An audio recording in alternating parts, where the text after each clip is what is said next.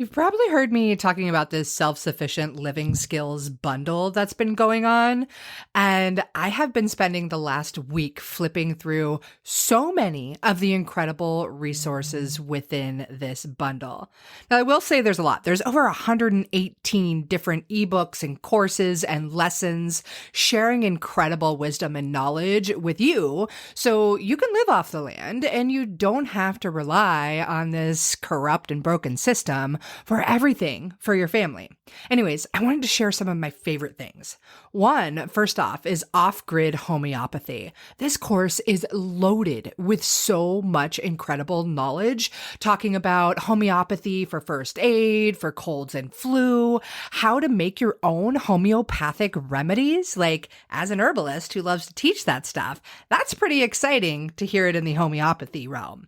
There's also some incredible fermentation guides, so many other amazing herbal recipes and food recipes, and how to make your own sourdough bread, how to do your own organic gardening and canning of all of your foods. Really, there is so much. And yes, I know. I've talked about it a ton, but this entire bundle is only $50 right now until Sunday, March 24th. I'm sharing my herbal first aid skills, which is a course that's $47 on its own. I'm sharing recipes that I used when I got my products into REI for herbal first aid kits and so much more. You'll have to check it out. I'm serious. Like, you can absolutely change your life with this bundle. So there is a link in the show notes for you, and I hope you check it out. I hope you take advantage. Don't worry, you don't have to go through everything right away. You can access everything for up to a year. Once you're in the course or have the download, it's yours for life. It is a steal of a deal. Okay, self-sufficient living skills bundle in the links for you. Hello and welcome to the Herbalist Path, a podcast where you'll discover how to make your own herbal remedies at home so that you can take better care of yourself, better care of your family, and better care of our planet. I'm Mel. I'm a clinical herbalist, environmental educator, and mountain living mama with this crazy passion for teaching more mamas and their little loves how to use plants as medicine in a safe, effective, and tasty way so that there can be an herbalist in every home. Again, it's an absolute honor to have you on the journey down the herbalist path with me so that together we can make herbalism #spread like wildflowers. Hello, and thank you so much for tuning in to another episode on the Herbalist Path. I am really, really excited to bring today's guest to you. Her name is Sarah Cox, and I was on her Finding Hope After Loss podcast a while ago. And listening to Sarah's story is really important, really beautiful. She also empowers other women to share their stories. And it's not like the typical guests that I have on this show, but I think it's so relevant to so many mamas out there. And we're going to talk about topics that may be painful to some, but are certainly not talked about enough. So Sarah, again, is the host of Finding Hope After Loss podcast, and she really helps raise awareness around the loss of babies and infertility and so many issues that women go through and often feel that they're alone. So she's going to speak so much better about it through her stories and everything that she shares and the stories of other women she shares on her podcast. So Sarah, I'm so glad we are finally connecting and getting to do this show. So thank you so much for being here. Thank you so much for having me.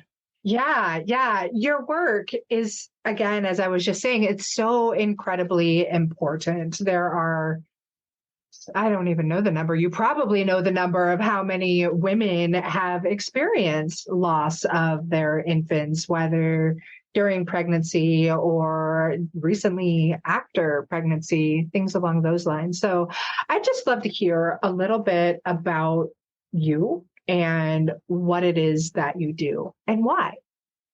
Okay, so just basics about me. I'm 36. I'm originally from Texas. We moved to Georgia about 3 years ago.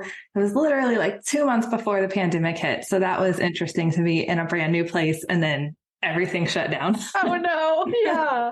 That would be wild. And then, for my full-time job, I do taxes and bookkeeping, fun stuff everybody loves. I need you. So, and then I've been married to my husband since 2011, and we have 3 living children, and we have a daughter in heaven.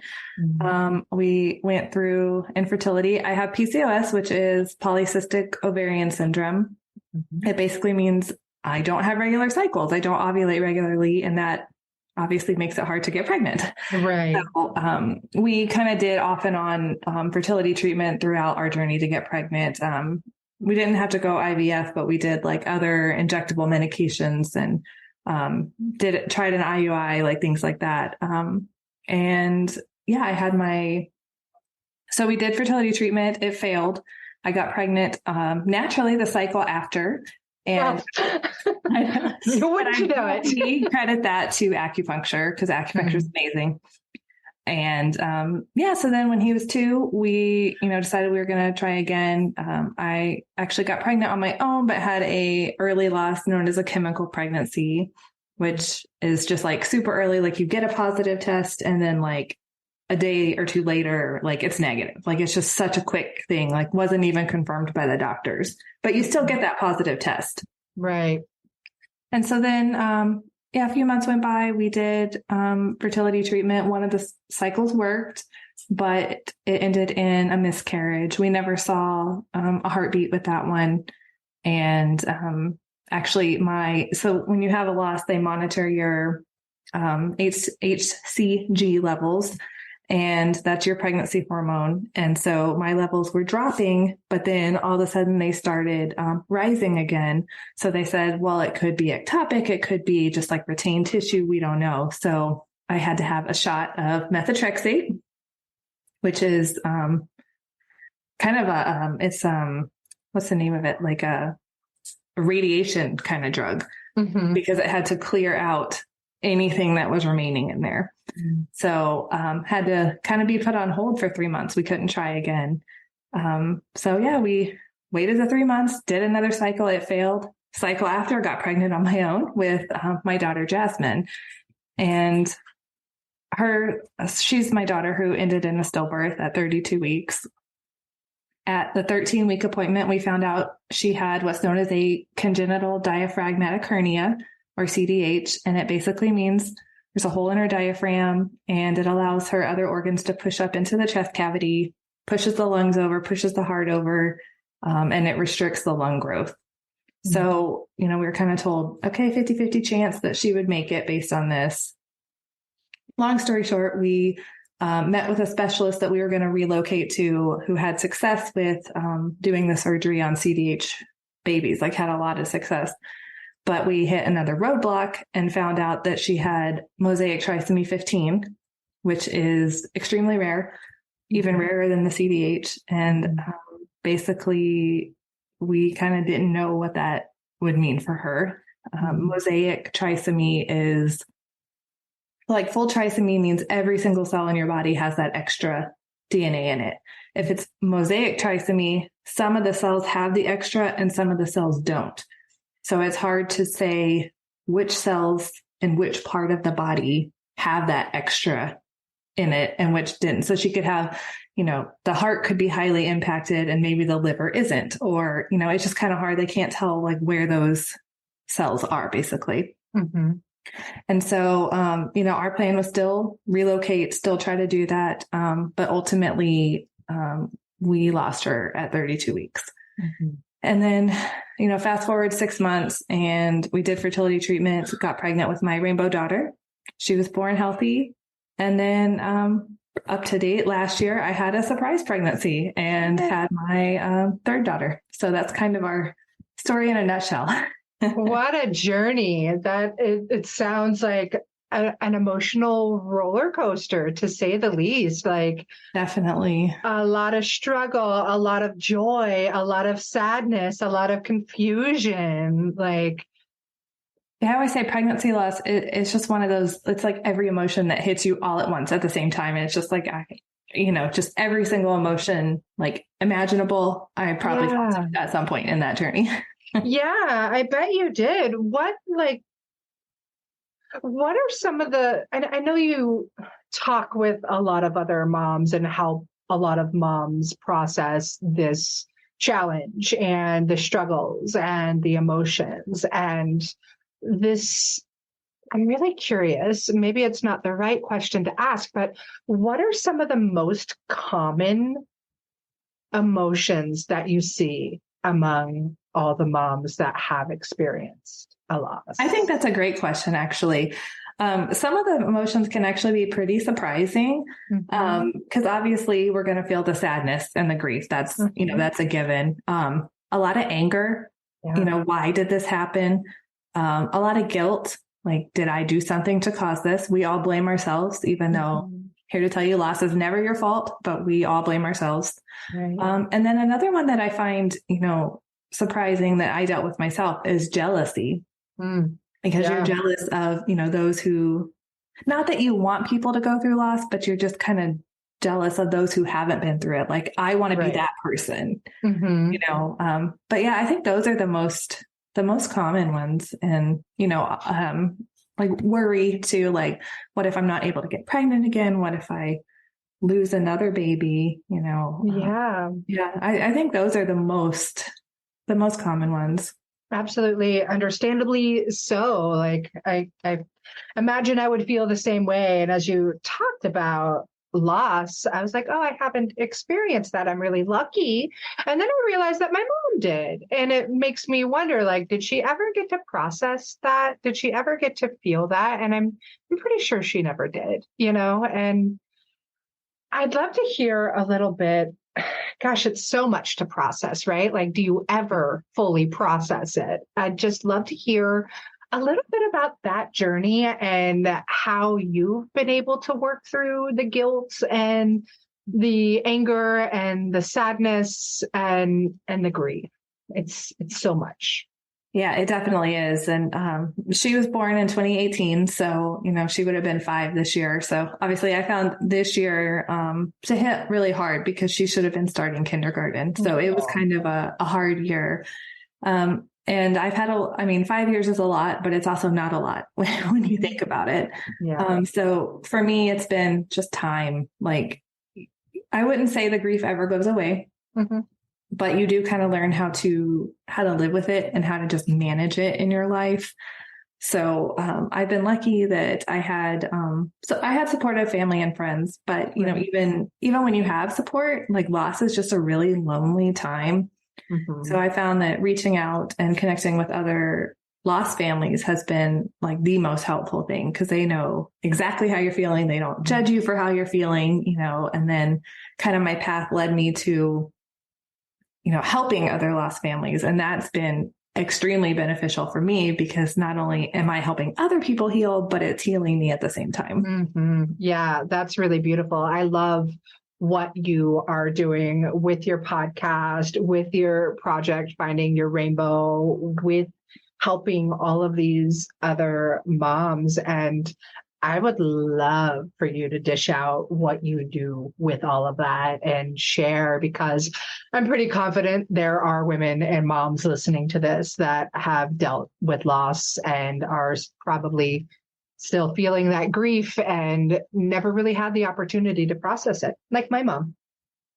Yeah. And that's made me really sad that there are people who have not been able to talk about it for whatever reason, whether it's because they were part of a prior generation that didn't talk about it, or even now our generation is talking about it more, but it's still not like something everybody's comfortable, talking about.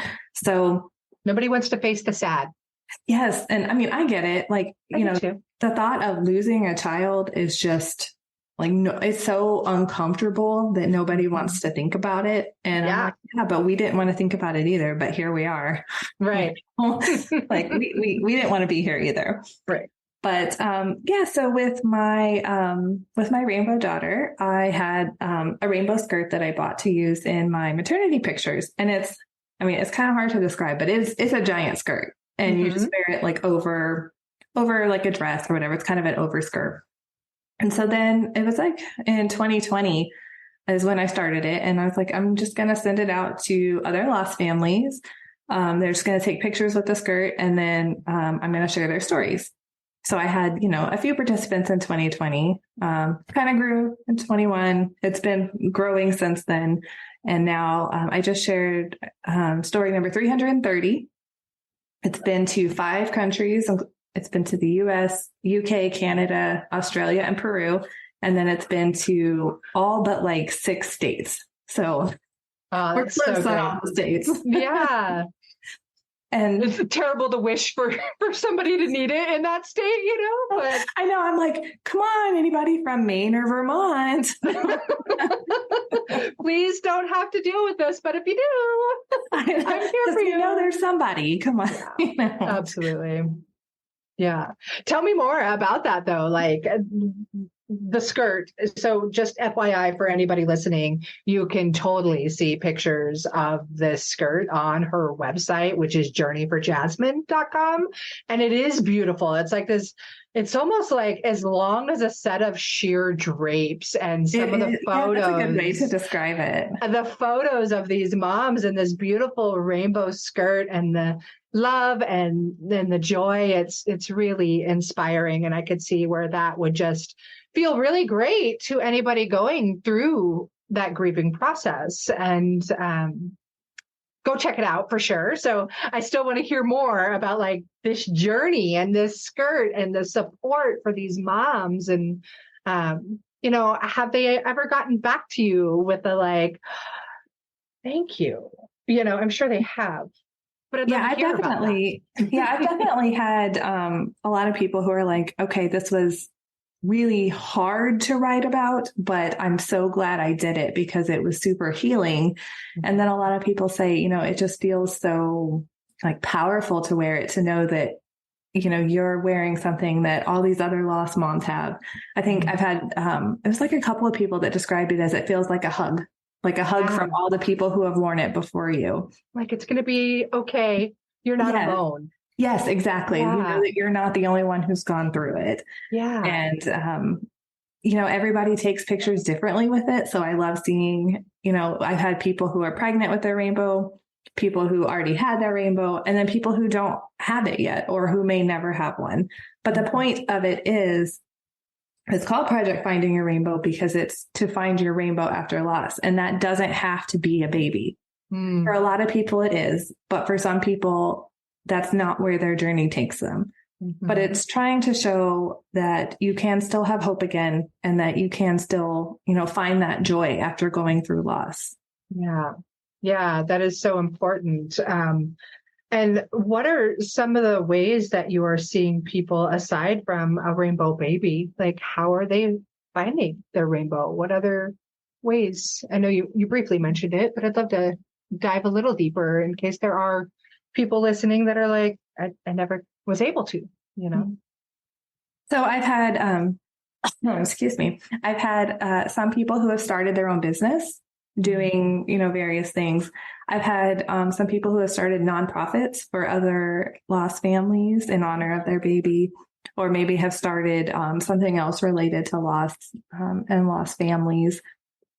And then I've had people who weren't able to, biologically have another child. So they ended up adopting a child, which, that's still their rainbow baby.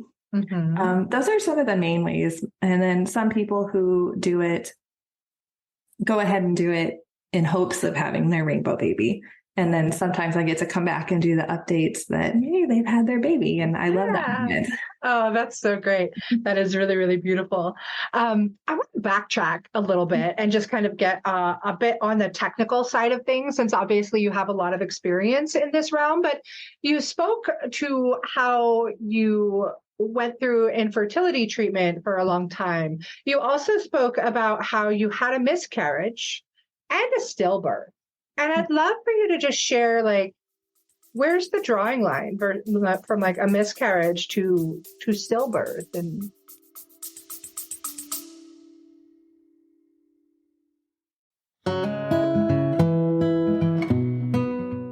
Hey, I wanted to take a quick pause to show some love and gratitude to our sponsors of the Herbalist Path podcast, who make this show possible for me and possible for you too. So here it goes. Medicinal mushrooms are all the rage these days, if you didn't know already. And with great reason, because they are powerful medicine that can improve your health and your life in so many different ways when they're well made. Yeah, it's true. There's a lot of stuff on the market that isn't going to be so effective. And that's why you need to find a brand that you can actually trust. For me, that brand is Whole Sun Wellness, and this is the creation of a brilliant woman and fellow mama, Jamie Bonfiglio. She's an international mushroom educator that has been working in the medicinal mushroom industry for years. And this is when she saw firsthand how many other companies take shortcuts when it comes to their products. And Jamie wasn't having it. She set out to build her company the right way. Whole Sun Wellness is here to raise the industry standards so those crap mushrooms on the market aren't getting into your body or your family's body. Whole Sun Wellness is the first company to test and report nutritional facts for all of their extracts. They go beyond industry standards every step of the way, from sourcing to extraction and final testing. And as the owners of the largest medicinal mushroom farm in the United States, Whole Sun Wellness is taking control of their supply chain for the highest quality and absolute full transparency. They're even the first company to include pure mycelium extract in every single product. So when you're thinking of getting medicinal mushrooms for you and your family, Whole Sun Wellness is exactly the ones you want. Also, be sure to check out their new Mycolites. These are the world's first dissolvable electrolyte tablets. They're featuring functional mushroom extracts that'll give you more energy, more stamina, and recovery as well. And who couldn't use all of that? The other thing is, they are these adorable little mushroom-shaped tablets, and they come in like a little Altoids box, but way cooler than Altoids because they're Mycolites. Anyways, head to wholesunwellness.com to grab yourself some Mycolites and all of the other functional medicinal mushrooms that you and your family need. And of course, you can grab that link right here in the show notes now.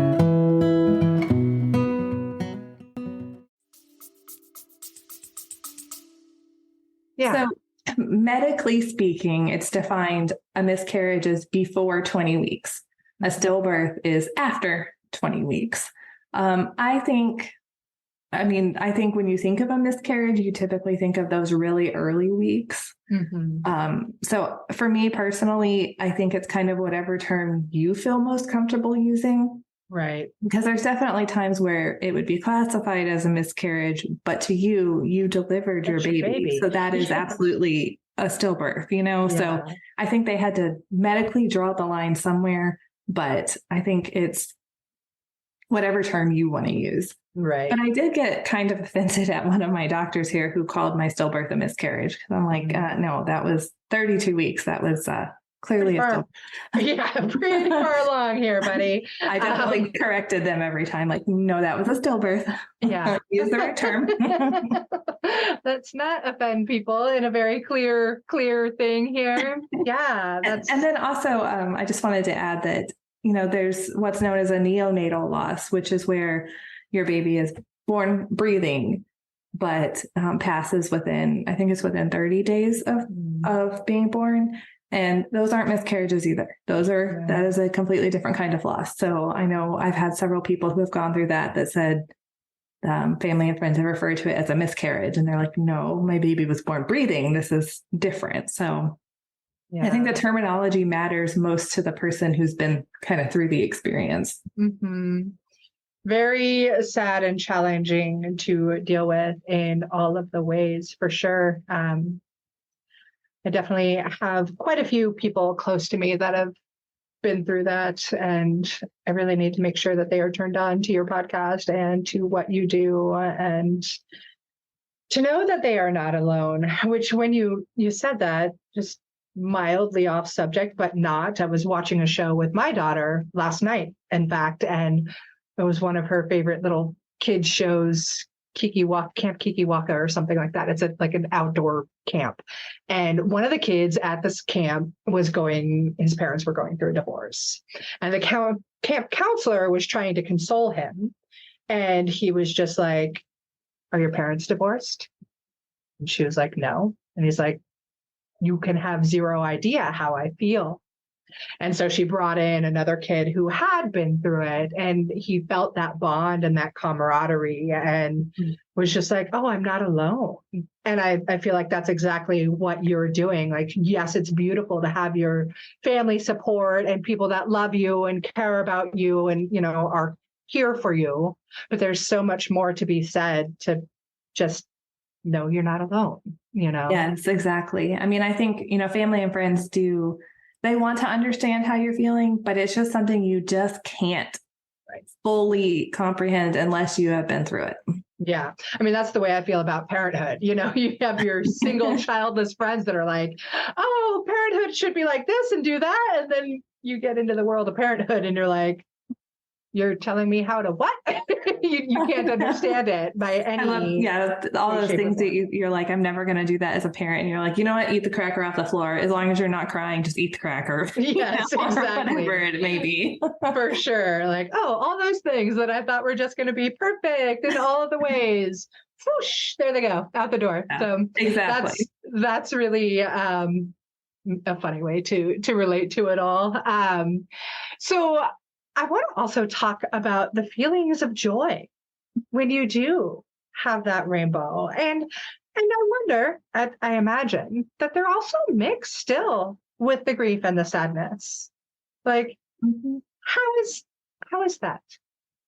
Yeah, it's one of those tough things because you feel guilty almost for having those moments at first, because you're like, "Oh, I can't be laughing. Like, I'm sad. I just lost my daughter, So I found that, like, when I came home from the hospital, right after I had her, I came home and it was just me and my husband. My son was with my dad, and I was like, "I need to do something normal." I said, "I just want to like watch something funny and laugh, because I've been crying like all weekend, and like I just want to be normal." So I remember we turned on like America's Funniest Home Videos, and I was laughing, and then I was like, "Oh my God, I shouldn't be laughing. Like, I just delivered her yesterday, or I shouldn't be laughing." But as time has gone on, I'm like, it's okay. Like, you don't have to be sad every single moment of every single day for the rest of your life. As I mentioned earlier, the grief is never going to go away. So, I mean, do you really want to like sit around and just be sad all the time? I mean, I didn't, Right. It's just, so I stopped, I told myself to like stop feeling guilty for those moments, because you have to keep going on, especially for, my son at the time. And now for my two daughters, like I can't, sit around and not take care of them, Yeah. And again, like I found now, like we celebrate her birthday every year, and I try, it's a sad day for me, but I also try to, like, kind of hard to explain, I guess, like take joy in thinking about what she would be like if she was here. And I try to make it happy, so it's not just sad, if that makes sense. It does. It does make sense. Like, how can you also still celebrate her? Yes, exactly. Amongst the sadness, for sure. That's really nice. And I'm sure that it's nice for your other children to also celebrate and recognize and have some gratitude too, because they are here in your loving, caring, laughing arms, laughing and crying. Actually, yesterday, for the first time, so my daughter, my Rainbow, she is 4 now. And so she wasn't here yet when Jasmine was born. And so I tell her, you have 2 sisters, you have an older sister who's not here, and then you have your younger sister. And so yesterday, my mom's here visiting for, she was here for the Thanksgiving holiday and she's staying this week. And she was taking my daughter upstairs to go to bed. And I heard her say, I have a sister named Jasmine. And I was like, oh my gosh, like I've never heard her like just say it kind of unprompted. So that just kind of made really your heart special moment for me. Yeah, that is really, really sweet and so nice to hear. And that she's saying it to your mom too. Just having that lineage is really, really beautiful. I love that so much. Gosh, I feel like there's just so much to say and so much to share around this whole topic. And again, I love what you're doing in sharing all of these stories, in spreading the love and helping other moms feel embraced and not alone. And in that, I would love to hear, if you don't mind sharing. Of course, I'm asking a lot of very personal questions. So if I get too personal, just be like, lady. Sorry. I'd love to hear like what kinds of therapeutic modalities have really helped you navigate all of this. So like I mentioned, acupuncture was really, it was really crucial to me in regulating my cycles and helping to get pregnant. And I also went after my loss because, at first, like acupuncture, like this is weird. Like something like all these needles, and you're like, it is weird, and it's great. Like, there's no way that this could work, and then you see that it does. So I had a really great lady in Texas, and I miss her. But so I did that, and then I found during my pregnancy with Jasmine, since we knew about the diagnosis and we're facing, these obstacles already, I had started writing about my pregnancy.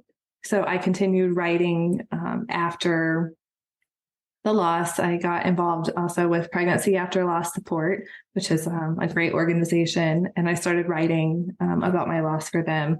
And then also about my rainbow pregnancy. I was one of their, they call them their bump day bloggers. So I would write every week about going through my pregnancy after loss. So the acupuncture helped, the writing helped, counseling helped a lot. Yeah.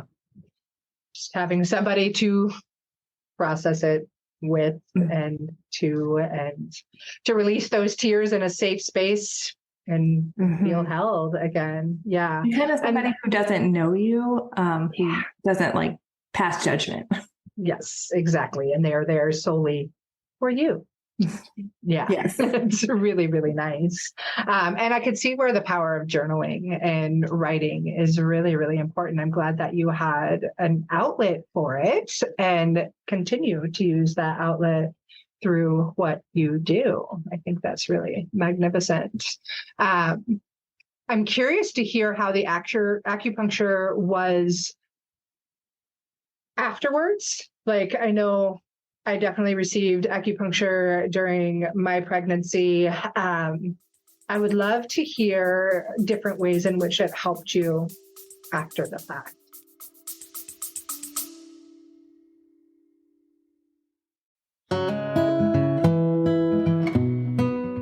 Hey, I wanted to take a quick pause to show some love and gratitude to our sponsors of the Herbalist Path podcast, who make this show possible for me and possible for you too. So here it goes. I love this time of year. It's spring, the sun is shining, and all of our beautiful plant friends are popping up. It's amazing. Unless, of course, you're one of the millions of people who suffer from seasonal allergies. You know, the itchy, watery eyes, the sneezing and wheezing that's straight miserable. Thankfully, there are some amazing herbs that can help you with all of that. Just like the herbs inside of Kick-Ass Allergy from Wish Garden Herbs, one of my absolute favorite herbal companies out there. Kick-Ass Allergy, yes, I said ask without the K at the end. Anyways, this formula has yerba santa, nettles, echinacea for that immune support, and orange peels, all which come together to help dry up those excessive mucosal secretions. Yep, I'm talking about the sniffles and the stuffy nose, the watery eyes, and all that jazz. This blend also acts as a great expectorant and can help ease the swelling and inflammation in those mucosal tissues. It is a top go-to for seasonal allergies. And get this, they combine all those beautiful herbs with glycerin, so it actually tastes pretty darn good. Or should I say, it tastes kick-ass, without the K at the end. Anyways, if allergy season is miserable for you and you want a natural remedy that actually works for those itchy eyes and being all sneezy and wheezy, you have got to check out Wish Garden Herbs Kick-Ass Allergy. And for those of you with the little kiddos, no sweat, they've got a kick it allergy too. And you pregnant mamas? You don't have to suffer either. They've got a kick-ass allergy formula just for you. So head over to wishgardenherbs.com or check out the link in the show notes and go grab yourself some kick-ass allergy so you can enjoy spring again.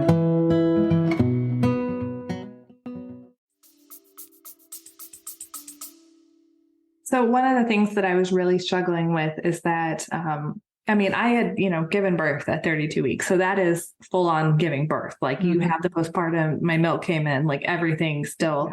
So one of the things I was really struggling with is my cycle not coming back, which it's hard enough with PCOS when I don't have a regular one anyways. Right. So I was really frustrated, and she was helping, with kind of to try to help balance things back out, but also to help with the emotional side of it as well. So to help with the frustration I was feeling, the sadness I was feeling, and then also just all of the postpartum issues that I was dealing with. Absolutely. Yeah. I think a lot of people, they forget that like you gave birth, like you're just like any other mom, except you don't have your baby. So it helped with a lot of different aspects. Yeah, I imagine that it really would. I just knew that it had to go beyond just the physical aspects, and that's a really powerful thing that you just said that just really struck me hard, is just like, you also just gave birth just like all the other moms, only you don't have your baby in your hands. Yeah, it's hard because then like I said, my milk came in and I'm just like, I just want this gone. Like, please just dry up. Yeah. And, it's hard to like look at yourself in the mirror sometimes because you have, the stretch marks, you have the extra weight, you look like you just gave birth because you did just give birth. Right. So it's really a complicated time, like physically and emotionally, Yeah, I bet. I really do bet that it is. Let's shift a bit and talk about the joyous feeling when you do have your rainbow baby, if you don't mind. Like, yeah. So how's that? So yeah, let's say pregnancy after loss is a process. It is terrifying. It is, like you go in like afraid that every ultrasound there's going to be like bad news, and it's really hard. I try to tell people a lot, like you have to still find moments of joy, because you can't let the anxiety like overwhelm you, because then you won't enjoy any part of that pregnancy. And it's already hard enough, as it is. So I definitely made sure like we found out the sex as soon as we could. We chose names for them so that I could call them their name, before they were born. And that kind of helped me connect with them. And then a lot of people are afraid to buy things because they want to have to, have another loss and then have all this stuff. But I picked themes for their room. I bought stuff, and I was like, okay, you're just gonna, you're gonna pretend that this is a normal pregnancy. Right. And once she was born, I cried. I was just like, oh my God, like she's here, like she's breathing on me. And I felt like all the nurses were like trying to ask me all these questions. I'm like, I don't know what you're saying. Like, I can't even hear you right now. Yeah. Those questions that nurses love to ask. You're like, do you think I'm paying any attention to you right now at all? Like the most amazing thing just happened to me and you're asking me what? Yeah. I know, like, so you can make a note about something. Like, I don't know. And then actually So a baby born after a rainbow baby, if there's no losses in between, are sometimes called a pot of gold baby. Aw. So that's what my youngest daughter is, my surprise baby. And that pregnancy was really, really hard too, because I was in a new state, new doctor, had to deliver at a new hospital. And it was crazy. And she ended up coming 2 weeks early, unexpectedly. Like I basically went from having no signs of labor to waking up at night, like completely soaked and having contractions like 3 minutes apart. I'm like, oh my God, like I gotta get to the hospital. And since she came early, we had no family here. So I actually had to give birth to her alone because my husband had to stay with the kids. They wouldn't let the kids stay up there because it wasn't visiting hours. I'm like, really? You couldn't just let them like wait in the waiting room? Oh, yeah. So that was definitely an experience. She came fast. And, sounds like it. But they're all here. So I'm very grateful for that, and grateful to have them. It's grateful to have Jasmine too. That is really so beautiful. I am grateful for all your stories just because you get to help so many others now. Like I can imagine where that's a really healing process for you as well. And I'd love to hear from you if you have any words of wisdom for any moms out there experiencing loss. Like, what would you just say to them if they're listening right now and are feeling heard and not alone, thanks to you being on this show and the work that you do, but just any words of wisdom you have for those moms? I would say the number one most important thing is you have to find support. And I know you hear that all the time, but like seriously, you have to find support. And it doesn't, I think the surprising thing is that it's not always who you think it's going to be. It may not be your family. It may not be your partner. It may not be a friend. It may be an acquaintance. It may be a coworker. It could be somebody you don't know online, a stranger, but they've also been through loss. So then, you kind of bond over that. So actually, I have a good friend who I met online who also had a baby with CDH like Jasmine, and she lost her son a week before I lost Jasmine. So we lost them. And then we pretty much started talking every day. And then, so now she's one of my best friends. So, it doesn't, like I said, you have to have somebody because you can't do it alone. And even if you think you can do it alone, why would you want to do it alone? Right. You don't have to, you don't have to be tough. You don't have to be strong. Like, just you can feel accept the help, accept the support. Yeah. That's my biggest thing. Yeah. That's a really, really important thing to do. And I think it can be so hard for people, especially women, to accept support. I know I'm not very good at that. So I can imagine how many moms are out there that are just like, I'm just going to go hide and tuck this all in and keep this pain to myself. And that's heartbreaking to me. It is, but I agree that, so many people are, especially women, are like that. We're just expected to just go on like nothing happened, like go back and be normal, like don't be sad, just don't talk about it. Up. I know, basically. I got something for your chin, buddy. It actually reminds me of something that was like funny, but not funny that I saw the other day. It was like, it said something like, a woman could show up at the ER with like her arm hanging off, and then they'll still ask, when was the first day of your last period?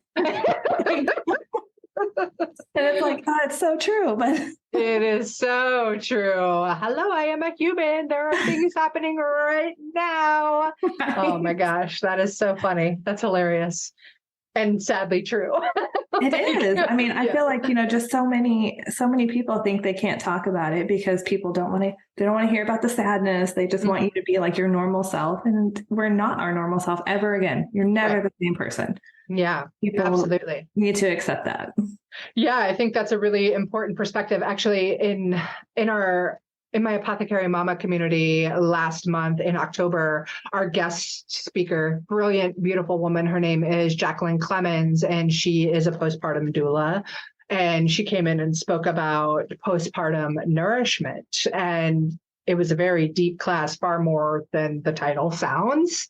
But one of the things that she said that I think is really relevant to what you just said is that postpartum is forever. And I think that is definitely applicable in the case of loss as well. Like that is forever.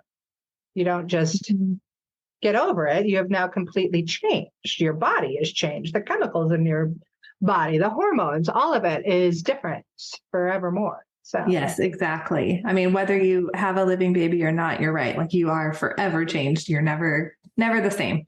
Yeah. Your body's different. Your emotions are different. Your mind is different. Like it's all different. Absolutely. Absolutely.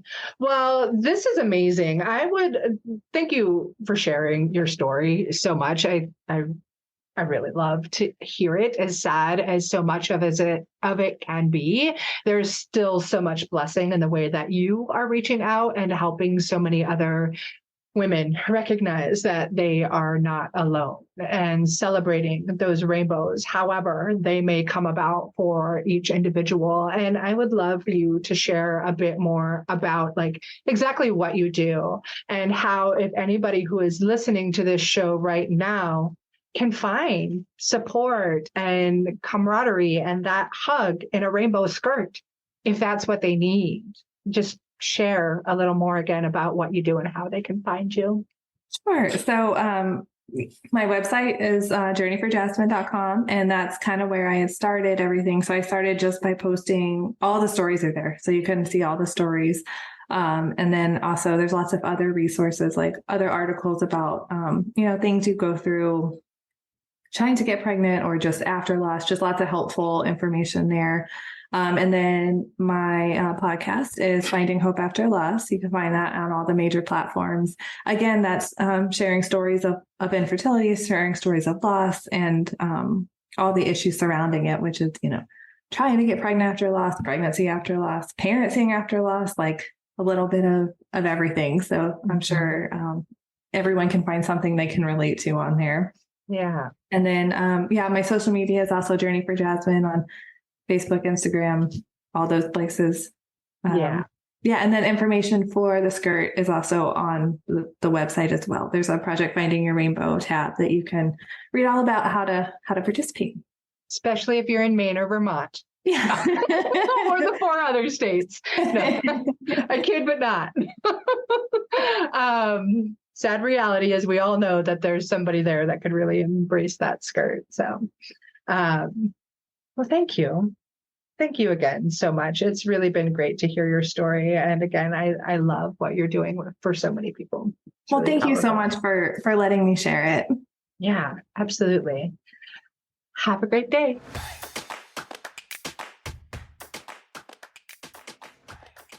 Thank you so much for tuning into another episode of The Herbalist Path. Being on this journey with you is absolutely incredible. If you dig this episode, please leave me a review on your favorite podcast player and share it with your friends so that together we can make herbalism #spread like wildflowers. On another note, I must mention that while I know you're getting some good info here, it's important to remember that this podcast is purely for entertainment and educational purposes and is not intended to be a substitute for medical treatment. While the information in this podcast is absolutely relevant, herbs work differently for each person and each condition. That's why I recommend you work with a qualified practitioner, whether that be another herbalist, a naturopath, or your doctor. So thank you again. I am truly honored that you're tuning into these episodes and on the path with me to make sure that there's an herbalist in every home again. Don't forget to share this episode with your friends so that we can make herbalism #spread like wildflowers.